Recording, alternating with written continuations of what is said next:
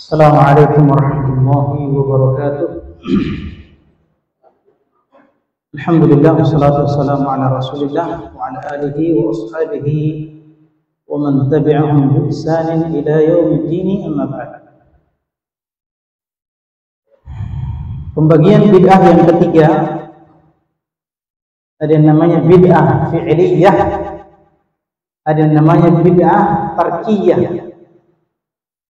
Fi'liyah artinya bid'ah asli yang dikerjakan. Bid'ah asli yang dikerjakan. Semua tadi yang sudah kita sebut. Jadi yang dibagi-bagi tadi itu semua fi'liyah. Tarkiyah artinya meninggalkan. Ya, yang ditinggalkan.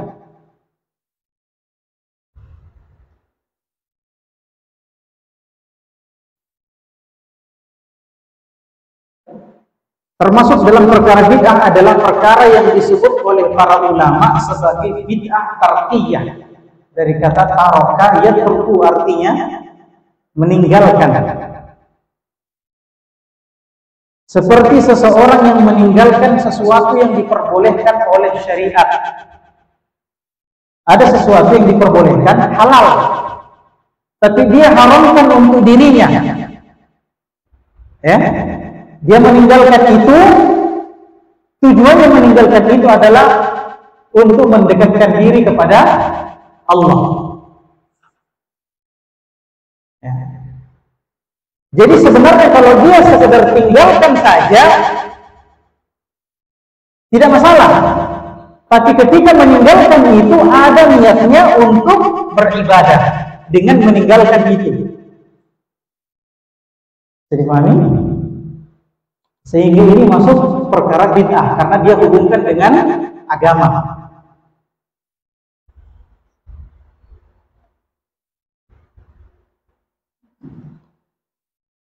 Apakah dalam bentuk pengharaman terhadap dirinya atau sengaja meninggalkannya? Ya.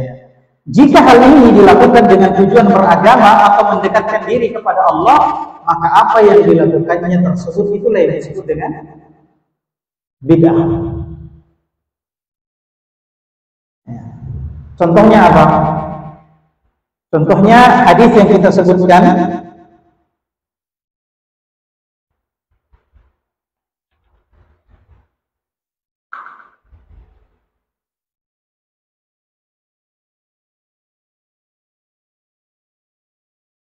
Ya. Atau kita kasih langsung contoh ya.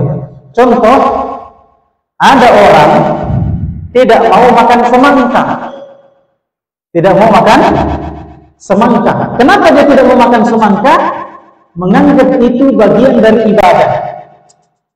Saya tidak mau makan semangka deh. Ya. Menganggap itu bagian dari ibadah. Makan semangka hukumnya boleh. Hukumnya boleh. Kalau dia tidak makan semangka dia tidak apa-apa. Tapi ketika dia jadikan itu bagian dari agama, itulah yang disebut dengan bid'ah tarkiyah. Iya. Seperti contohnya, ini ada disebut di sini enggak? Ya, ini hadis yang kita sebutkan tadi, 3 orang yang datang kepada istri-istri Nabi, kemudian menanyakan bagaimana ibadahnya Nabi kepada istri-istrinya. Maka istri-istrinya sebutkan bagaimana Nabi sholat, bagaimana puasanya Nabi SAW, ya. Sampai Nabi Shallallahu Alaihi Wasallam sholat malam itu hatta tawarrama qadamah, sampai kedua kakinya bengkak, saking lamanya sholat malamnya Nabi. Faka'annahum aqalluha, maka mereka menganggap bisa jadi lampaui ini, bisa jadi kalah ini ibadahnya Nabi. Nabi saja, kata mereka, Nabi saja, coba perhatikan syubhatnya, Nabi saja sudah diampuni dosanya, Nabi begitu sholatnya. Ya kan? Masa kita ini belum jelas diampuni dosa sholat tak sedikit ji? Maka mereka mau melakukan ibadah yang lebih daripada Nabi. Nah, itu namanya ka'annahum aqalluha. Mereka seakan-akan bisa melampaui ibadahnya Nabi. Maka salah seorang mereka di antara mereka ada yang bertekad tidak mau nikah dengan perempuan. Kenapa tidak mau menikah dengan perempuan? Karena dengan tidak menikah dengan perempuan, alasannya dia bisa beribadah dengan baik. Karena kalau ada istri katanya mengganggu nanti ibadahnya. Ya, mau sholat malam, bangun Nalia, cantik lagi istrinya Nalia. Tidak jadi sholat malam. Iya kan? Mau bersedekah, istrinya ngomel, belum pikir itu beli motor, belum pikir beli mobil. Tidak jadi. Dia bilang, kalau saya menikah ini kayaknya banyak ini ibadah yang tidak jadi. Tidak usah saya menikah. Jadi dia meninggalkan perkara menikah dengan niat mendekatkan diri kepada Allah. Bisa dipahami? Meninggalkan sesuatu dengan niat beribadah kepada Allah, padahal sesuatu itu tidak diharamkan di dalam syariat. Yang kedua, ada yang fa inni asumud dahr. Saya mau puasa sepanjang tahun. Pokoknya tiap hari puasa. Dia mengharamkan apa? Mengharamkan makanan untuk dirinya ketika Allah menghalalkan makanan itu. Ya. Tujuannya apa? Tadayyunan, untuk beragama, untuk mendekatkan diri kepada Allah. Yang satunya apa? Ya, dia mau begadang malam, terus tiap malam dia mau sholat malam, tidak mau tidur. Pokoknya dari awal malam sampai subuh tidak mau tidur. Padahal tidur dihalalkan atau tidak? Maka dia mau meninggalkan kehalalan tidur dengan niat mendekatkan diri kepada Allah. Dia meninggalkan sesuatu yang dihalalkan dengan niat agama. Inilah yang disebut dengan bid'ah tarkiyah. Ini bid'ah terjadi di zaman Nabi. Langsung ditegur oleh Nabi Muhammad sallallahu alaihi wasallam. "Antumul ladzi qultum kadza wa kadza?" Apakah kalian yang mengatakan begini dan begini? Fa inni aqakum 'ala Allah. Sesungguhnya aku lebih bertakwa kepada Allah daripada kalian. Maksudnya tidak mungkin kamu bisa mengalahkan ketakwaanku. Ketakwaannya Nabi tidak mungkin dikalahkan. Ya. Tapi Nabi puasa, Nabi juga kadang tidak puasa. Ada hari puasanya, ada hari tidak puasa. Fa inni asumu wa uftir. Saya berpuasa, saya juga berbuka. Ya. Wa usalli wa anam. Saya juga sholat malam, tapi saya juga tidur. Ya. Ini sunnah Nabi. Sholat malam, tapi dia juga tidur. Wa atazawwaju nisa. Dan saya menikahi beberapa wanita. Ini sunnah Nabi. Jadi kalau ada orang yang mengharamkan poligami kepada dirinya dengan niat beragama, itu bid'ah. Ya?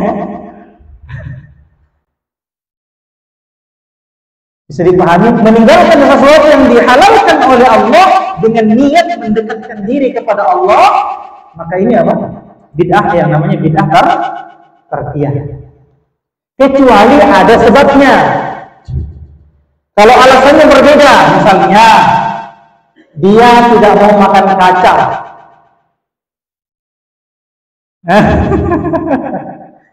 Dia mengharamkan kacang untuk dirinya. Kenapa? Bukan karena agama, tapi karena pantangan asam urat. Ini yang ketahui saya curi jadi. Begitu.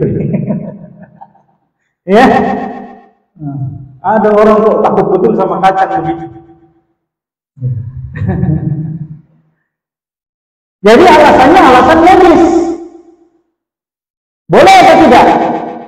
Boleh. Ini bukan bid'ah. Nah, bisa dipahami? Bukan tujuannya karena ada agama. Jadi dia mengharamkan sesuatu yang dihalalkan oleh Allah karena alasan medis. Ini boleh. Atau dia mengharamkan sesuatu atas dirinya karena perkara itu syubhat. Makan semangka boleh atau tidak? Halal atau tidak makan semangka? halal. Tapi dia ini semangka aku ini bukankah? Dia tanam semangka di kebunnya. Ada semangka 1 biji di luar kebunnya. Tidak ada sumbernya ini semangka kecuali dari kebunnya. Tapi kan siapa tahu punya orang jatuh. Kan begitu. Ada kemungkinan punya orang jatuh. Tapi besar kemungkinan dari kebunnya. Maka ini yang disebut dengan perkara syubhat. Apa boleh diambil itu? Rasulullah SAW bersabda, "Innal halala bayyin wa innal harama bayyin wa bainahuma umurun mushtabihat." Yang halal sudah jelas. Yang halal itu di kebunnya halal, itu jelas. Yang di kebunnya orang jelas haram. Halal dan haram sudah jelas. Bainahuma umurun mushtabihat. Antara halal dengan haram ada yang namanya syubhat. Perkara yang samar, tidak jelas ini halal atau haram. Ya. La ya'lamuhunna katsirun minan nas. Banyak yang tidak tahu. Sehingga kalau orang tidak tahu apa yang mau dibikin, faman ittaqa syubhat faqad istabra'a dinihi wa 'irdihi. Barang siapa yang meninggalkan perkara syubhat, maka dia telah menolong kehormatan dirinya dan kehormatan agamanya.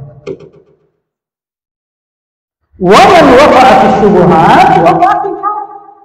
Barang siapa yang terjatuh ke dalam syubhat, maka dia terjatuh ke dalam perkara yang haram. Jadi semangka tadi jangan diambil. Dia meninggalkan semangka karena semangkanya syubhat. Boleh atau tidak? Ini perkara yang dianjurkan. Sehingga kalau dia meninggalkan sesuatu karena itu syubhat, maka tidak bid'ah. Tidak bid'ah. Saya ulang. Bid'ah terkiah, meninggalkan sesuatu yang dihalalkan oleh Allah dengan niat beribadah.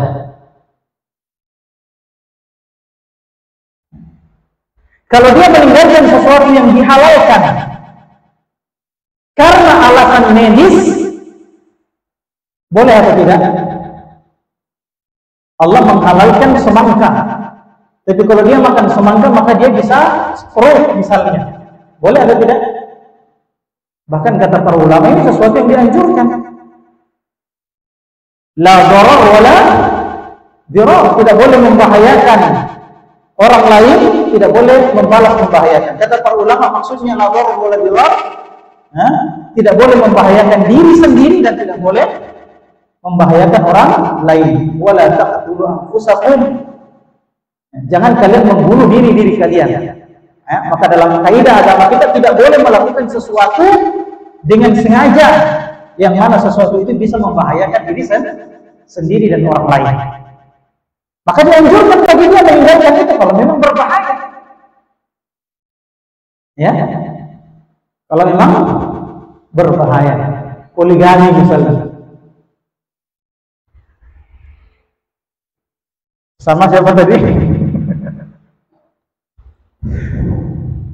Kalau dia poligami, bisa berantakan keluarganya.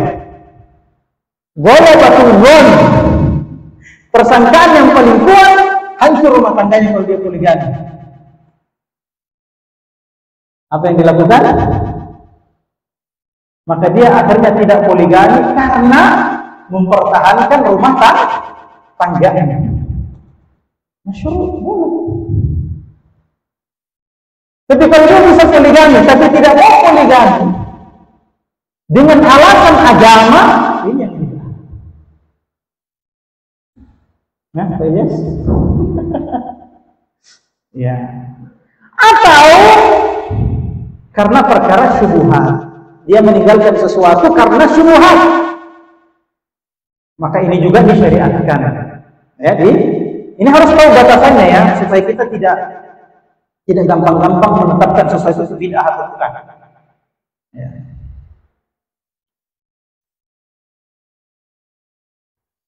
Saya tanya sama antum, kalau misalnya saya azan saya begini, Allahu Akbar, terus keras. Asyhadu an la ilaha illallah. Asyhadu an la ilaha illallah. Asyhadu anna Muhammadar Rasulullah. Asyhadu anna Muhammadar Rasulullah. Asyhadu an la ilaha illallah. Saya ulang syahadat tadi. Ini azan disyariatkan. Saya ulang. Asyhadu an la ilaha illallah. Asyhadu anna Muhammadar Rasulullah. Asyhadu anna Muhammadar Rasulullah. Hayya 'alas shalah. Boleh atau tidak? Boleh atau tidak? Santri jawab, boleh atau tidak? Boleh. Ini sunnah. Ini sunnah. Ya. Jadi dua syahadat yang pertama ditinggikan, dua syahadat yang kedua, syahadat Rasulullah ditinggikan, kemudian diulang dengan merendahkan suara. Ini sunnah. Kenapa saya tanyakan ini? Maksud saya, banyak orang yang tidak punya ilmu tapi berani memvonis sesuatu sebagai perbuatan bid'ah karena kurangnya ilmunya. Ini bid'ah, padahal dia tidak tahu itu sunnah. Ini banyak yang seperti itu. Paham ya? Baik.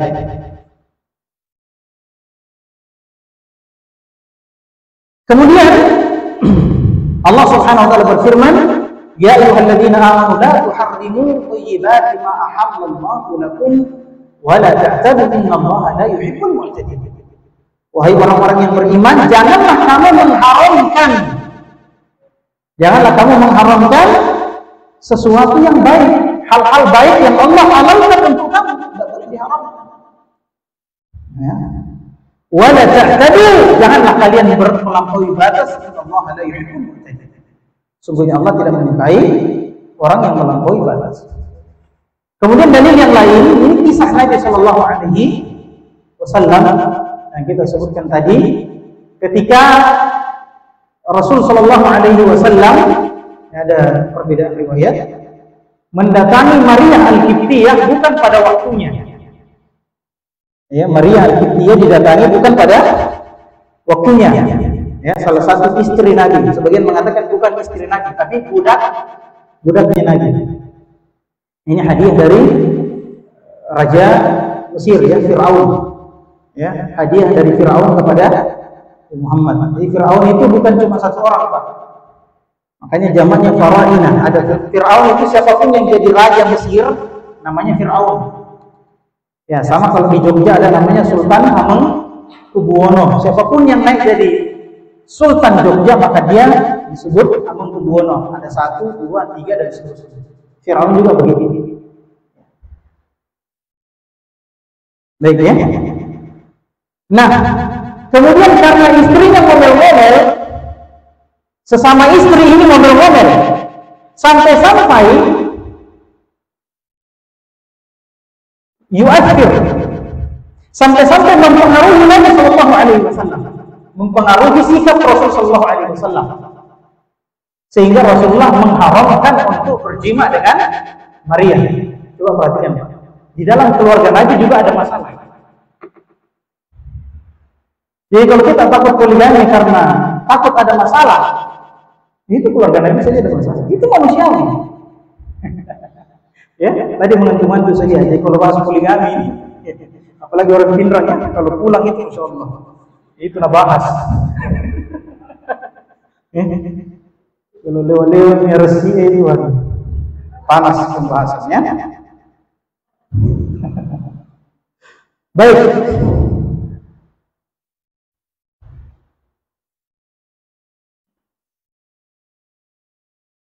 Jadi sudah paham ya bid'ah tarkiyah.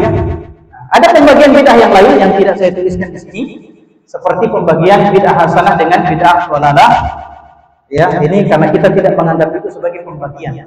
Ya, sudah dijelaskan tadi bahwa Imam Syafi'i rahimahullah taala adalah orang yang paling keras dengan bid'ah. Sebagian ulama mengatakan perkataan menyandarkan perkataan Imam Syafi'i, perkataan bahwa bid'ah dibagi dua, kepada Imam Syafi'i itu penyandaran yang dhaif. Ya, tidak sahih. perkataan itu disandarkan kepada Imam Syafi'i. Karena jelas Imam Syafi'i mengatakan man istahsana faqad syara'. Barang siapa yang menganggap sesuatu itu baik padahal tidak dianggap oleh syariat baik, maka dia telah membuat syariat baru. Ini menunjukkan apa? Kerasnya Imam Syafi'i dalam masalah bid'ah. Yang kedua, kalaupun perkataan ini benar dari Imam Syafi'i, maka orang-orang sekarang salah dalam memahaminya. Karena Imam Syafi'i tidak mengatakan buatlah bid'ah yang baru, enggak. Tidak. Yang dikomentari sebagai bid'ah yang hasanah itu apa? Ya, yang sudah ada pada zaman Nabi, zatnya tinggal diberi nama atau tinggal diberi kaidah supaya mudah dipahami. Kemudian ditegaskan oleh Imam Syafi'i, "Fama wafaqa sunnah fahiya mahmudah." Bid'ah yang sesuai dengan sunnah itulah bid'ah yang hasanah. Ya. Wa ma khalafa sunnah fahiya madmumah. Dan bid'ah yang menyelisihi sunnah itulah yang madmumah. Sekarang kalau kita timbang dengan bid'ah-bid'ahnya orang sekarang, apakah sesuai dengan maksudnya Imam Syafi'i? Lebih tegas lagi Imam Ibnu Hajar Al-Asqalani dan Imam Ibnu Hajar Al-Haythami menjelaskan maksudnya Imam Syafi'i adalah semua bid'ah-bid'ah yang menyelisihi sunnah, ya, maka itu dhalalah. Kan tidak pernah Imam Syafi'i menyuruh membuat bid'ah, bikin acara begini maka itu hasanah, tidak pernah. Bahkan perkataan Imam Syafi'i tadi apa? Bahwa siapa yang menganggap sesuatu yang baru itu baik, maka dia telah membuat apa? Syariat yang baru. Ya. Kemudian ada juga pembagian yang lain seperti bid'ah shaghirah dengan bid'ah kabirah, bid'ah kecil, bid'ah besar. Tentu saja sebagaimana maksiat ada dosa besar, ada dosa kecil, maka begitu juga bid'ah. Ya, semakin besar misalnya tentang Allah, bid'ah tentang akidah, ini lebih besar daripada bid'ah yang lain. Kemudian ada juga pembagian bid'ah kulliyah dengan bid'ah juz'iyah. Ya, bid'ah seluruhnya dengan bid'ah juz'iyah yang apa namanya? Yang sebagian partisan. Ya, maksudnya adalah bid'ah kulliyah yaitu bid'ah yang mempengaruhi yang lain. Contohnya, ada orang melakukan bid'ah sehingga orang-orang yang lain ikut. Ini bid'ah kulliyah. Ya, dia melakukan bid'ah sehingga orang lain ikut melakukan bid'ah. Ini bid'ah kulliyah. Atau bid'ah yang melahirkan bid'ah yang baru. Seperti apa?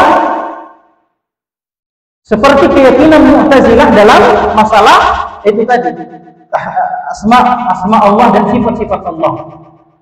Ya. Sehingga melahirkan apa? Bid'ah yang baru. Atau bid'ah Mu'tazilah yang mendahulukan akal daripada dalil. Maka melahirkan bid'ah baru. Contohnya apa? Ini banyak. Segala sesuatu yang tidak bisa diterima oleh akal, meskipun disebutkan oleh dalil, maka dia tidak diterima. Contohnya. Jadi induknya bid'ah ini apa? Menolak sesuatu yang tidak diterima oleh akal. Maka melahirkan banyak bid'ah. Contoh, bid'ah yang dilahirkan dari situ. Ya, orang yang berpemahaman seperti ini tidak percaya dengan siksa kubur. Kenapa? Karena siksa kubur tidak masuk di akal. Orang yang berkeyakinan seperti ini tidak percaya adanya malaikat. Kenapa? Karena malaikat tidak masuk akal. Jadi ini bid'ah melahirkan bid'ah yang lain. Ini yang namanya bid'ah kulliyah. Adapun bid'ah juz'iyah, bid'ah yang tidak sampai menular ke yang lainnya. Atau seseorang yang melakukan bid'ah kemudian bukan kokoh, tidak ada orang yang mengikuti dia. Ya, misalnya ada orang bilang, saya mau tambah sholatku menjadi 6 waktu, tapi tidak ada yang dengar dia. Ya. Kalau dia melakukan sesuatu, dia bilang orang lain begitu, memang itu kumur-kumur gitu. Ya. Ya. Tidak ada yang ini namanya bid'ah apa? Juz'iyah. Baik, ini waktu kita semakin sedikit. Jam berapa masuk?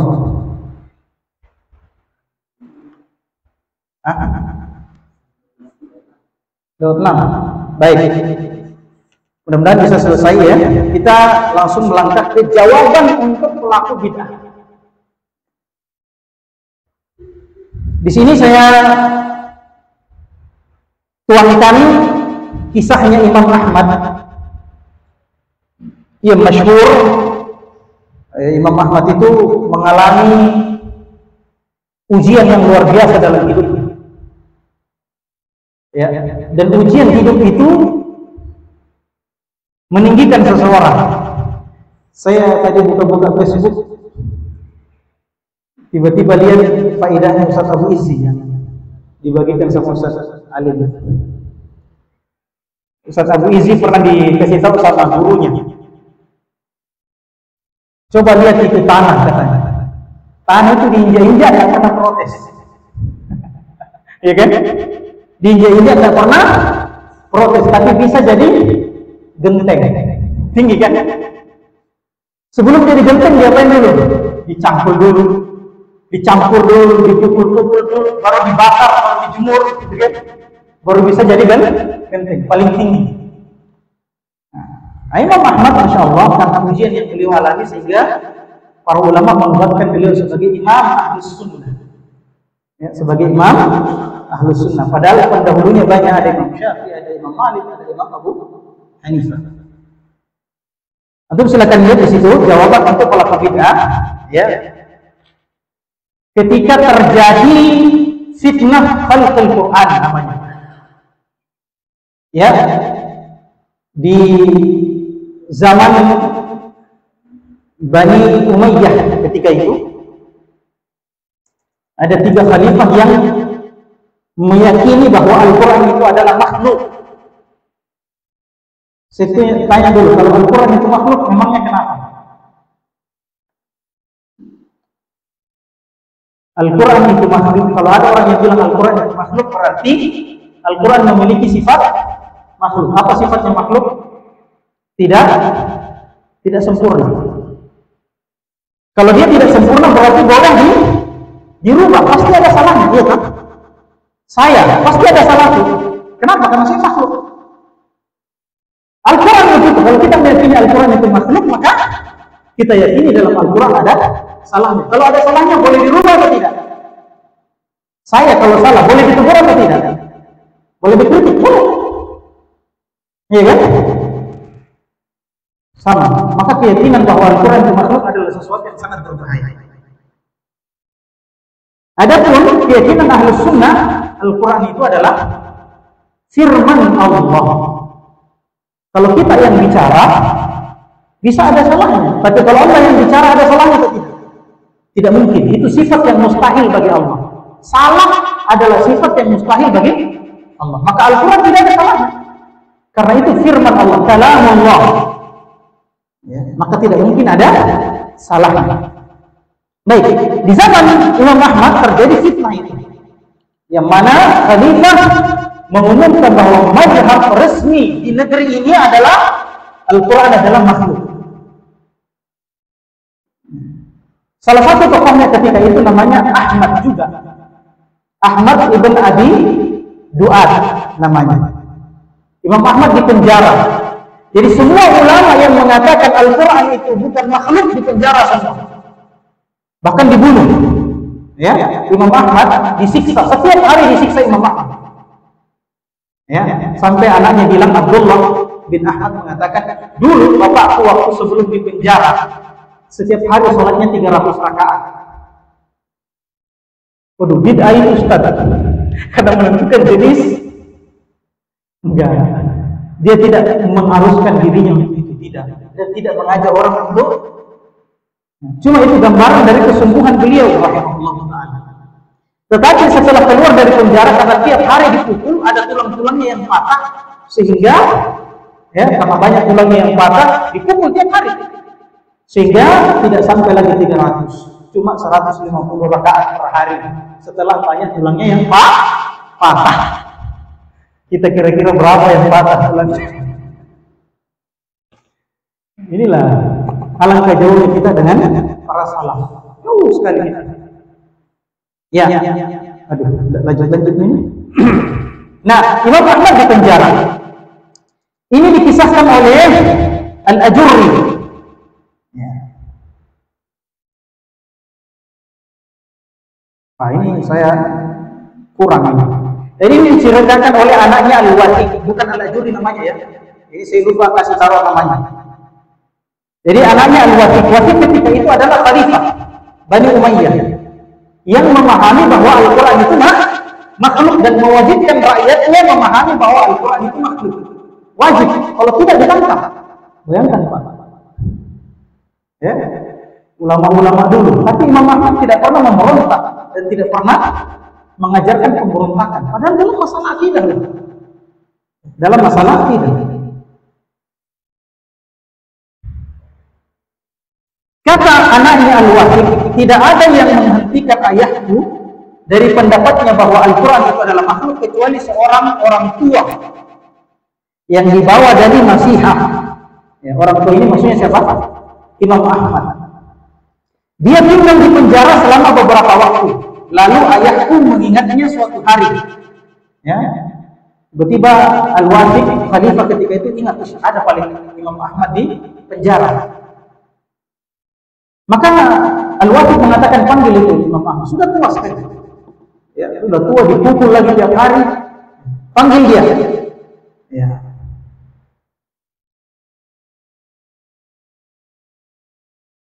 Kemudian, tidak usah kita baca, yang panjang kayaknya kalau dibaca. Kita singkat saja. Kemudian dipanggil Imam Ahmad. Ya. Kemudian dipanggil juga Ahmad bin Abi Duat. Jadi sama-sama Ahmad ketemu. Yang satu Mu'tazilah, yang satu Ahlus Sunnah. Imam Ahmad bin Hanbal rahimahullah ta'ala. Terus dipanggil Imam Ahmad untuk kita berdebat dengan Ahmad bin Abi Duat tentang masalah Al-Quran itu makhluk atau bukan. Dibawalah Imam Ahmad dalam keadaan tangannya dibelenggu, jadi diborgol kalau bahasa kita sekarang. Terus sampai di depannya Khalifah langsung bilang, Ibnu Abi Duat, tanya itu. Langsung bertanya itu, berarti langsung Imam Ahmad bilang, tunggu dulu Khalifah, saya ini masih diborgol ini. Ya. Kemudian di penjara saya tidak pernah berwudu. Tidak pernah berwudu di penjara. Kenapa? Karena tidak pernah dikasih air. Jadi tayamum terus, selama dia sholat tayamum terus. Bayangkan siksaan kepada Imam Ahmad. Kita ini belum ada apa-apa. Maka tolong perintahkan supaya saya dilepaskan dari borgol ini. Kemudian ambilkan saya air, saya mau berwudu dulu. Saya mau rasakan lagi bagaimana berwudu. Karena sudah lama tidak berwudu dengan air. Kemudian saya mau sholat. Akhirnya diizinkan, dilepaskan. Kemudian Imam Ahmad berwudu, sholat. Ya. Kemudian setelah sholat, saya bilang Al-Wahid, tanya itu orang tua. Ya, Nabi bilang Imam Ahmad, tunggu dulu. Saya mau dulu bicara. Kemudian dia bicara kembali. Kemudian dikatakan, wahai Ahmad bin Abi Duat, apakah yang kamu dakwahkan itu bahwa Al-Quran itu makhluk ditahu sama Nabi? Apa? Didakwahkan juga sama Nabi. Apakah juga Nabi pernah bilang begitu bahwa Al-Quran itu makhluk? Bisa dipahami? Yang kau katakan Al-Quran itu makhluk, apakah juga Nabi pernah bilang begitu? Pernah mengajak orang untuk meyakini bahwa Al-Quran itu makhluk? Apa Nabi bilang? Tidak pernah. Kalau begitu Abu Bakar, apakah dia pernah dakwahkan itu? Tidak pernah. Umar? Tidak pernah. Utsman? Tidak pernah. Ali? Tidak pernah juga. Terus kenapa kamu dakwahkan sesuatu yang tidak pernah didakwahkan oleh Nabi? Kenapa kamu dakwahkan? Sekarang pertanyaannya, Nabi tahu atau tidak itu? Nabi tahu atau tidak bahwa Al-Quran itu makhluk seperti yang kamu katakan? Maka ini jebakan Batman, Pak. Kalau dia bilang Nabi tahu, tapi Nabi tidak sampaikan, maka berarti Nabi Muhammad mengkhianati risalah. Itu konsekuensinya berat. Tidak mungkin dia bilang Nabi mengkhianati risalah. Kalau dia bilang Nabi tidak tahu, apa konsekuensinya? Loh, kok kamu bisa tahu, Nabi tidak tahu? Paham, Pak? Kok kamu bisa tahu? Nabi tidak betul kan? Akhirnya Al-Wafid, khalifah tadi lompat dari kursinya, kemudian diambil kainnya, ditutup mulutnya sambil ketawa-ketawa, pergi. Kalau bahasa kita mungkin ini bengok entoi. Ketawa, Nabi bilang, iya. Kenapa kamu dakwahkan sesuatu yang tidak didakwahkan oleh Nabi? Iya kan? Nabi tahu atau tidak? Kan kamu tinggal bilang.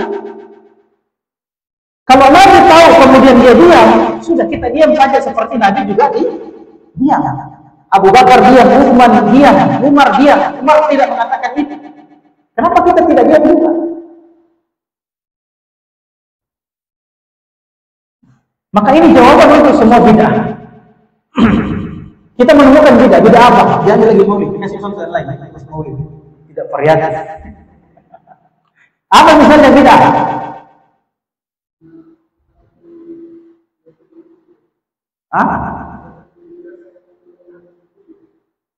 Memasangkan? Oh, mengazankan. Nah, mengazankan orang yang dikubur. Oke? Nanti ini silakan dikiaskan ke jenis bid'ah apa saja. Ada orang dikubur kemudian diazankan. Pertanyaannya, apakah Nabi pernah menyuruh orang mengazankan orang masuk kubur? Kalau dibilang iya pernah, qul hatu burhanakum. Mana buktinya? Bawa dalil bahwa Nabi pernah menyuruh orang mengazankan ketika diturunkan ke dalam kubur. Mana dalilnya? Minta. Tadi ada 3 yang kita sebutkan. Minta dalil yang pertama. Kalau ada dalil, cek dalilnya sahih atau tidak. Kalau dalilnya sahih, cek sisi pendalilannya benar atau tidak. Ya, ini jangan dilupa. Kalau dia katakan bahwa tidak ada buktinya, berarti Anda omong kosong. Iya kan? Sekarang tanya, Nabi tahu atau tidak itu? Bahwa orang kalau dikasih masuk di kubur, maka dianjurkan untuk diazankan. Nabi tahu atau tidak? Nah, ini jebakan. Kalau dibilang Nabi tahu, tapi Nabi tidak sampaikan, berarti Nabi mengkhianati risalah. Kenapa? Karena apa yang Nabi tahu harus disampaikan. Kalau itu bermanfaat bagi umat. Paham sampai di sini? Kenapa? Karena Nabi SAW tidaklah burung-burung itu mengepakkan sayapnya kecuali sudah dijelaskan semua oleh Nabi SAW. Ya. Bahkan masuk keluar WC, masuk WC pakai kaki kiri, keluar pakai kaki kanan, sudah dijelaskan oleh Nabi Muhammad. Bahkan jemari digerakkan ketika tahiyat sudah dijelaskan oleh para sahabat bahwa Nabi melakukan itu. Masa yang lebih besar dari itu orang dikasih masuk di kubur? Tidak ada dikabarkan. Kalau memang Nabi mengazankan, masa tidak dikasih tahu kita? Masa tidak ada hadisnya biar satu? Sementara yang begini saja ada hadisnya. Orang masuk keluar WC saja ada hadisnya. Ya kan? Bisa dipaham? Perkara ini lebih besar. Maka ditanya, apakah Nabi tahu atau tidak? Kalau dibilang Nabi tahu tapi tidak menyampaikan, berarti kita menuduh Nabi Muhammad mengkhianati risalah. Tapi kalau dibilang Nabi tidak tahu, kok kamu bisa tahu Nabi tidak tahu? Yang dapat wahyu kamu atau Nabi? Kecuali kalau kita ketemu orang sufi. Ini jawabannya beda banget. Kenapa? Karena orang-orang sufi, ya, ada tingkatan-tingkatannya. Syariat syariat tarekat hakikat ma'rifat. Kalau mereka sudah sampai pada hakikat, ya mereka mengaku ketemu langsung dengan Allah. Jadi tidak butuh dengan syariatnya Muhammad. Jadi kalau ditanya ada dalilnya, ya mana? Saya ketemu langsung sama Allah. Itu repot.